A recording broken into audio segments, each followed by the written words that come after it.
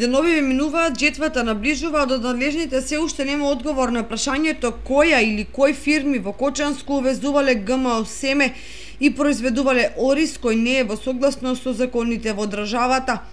Таквото молчење земјоделците го поврзуваат со влијателни фирми замешани во аферата, па се бара начин како целиот случај да се заташка и минимизира. Дотолку повеќе што зачудува необјавувањето на името на фирмата кај која е пронајден ГМО оризот и не се кажува сортата од која е истиот, што се сериозни траги преку кои може да се расветли случајот. Во меѓувреме откупно прометните фирми кои се сигурни дека во своите магазини немаат ГМО ориз, се жалат дека дури за 50% им е падната продажбата на домашниот пазар и понатаму апелираат институциите што побрзо да го расчистат овој случај, за да не се создаде хаос на само 10 дена пред стартот на жетвата на новата реколта ориз во Кочанско, од која се очекуваат 200.000 тони арпа.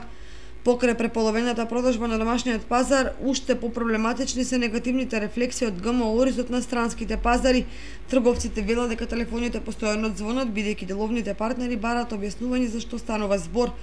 а одговорите се во Државниот инспекторат за земјоделство, од каде најавуваат откривање по кој легален пат е увезено и која е точната количина.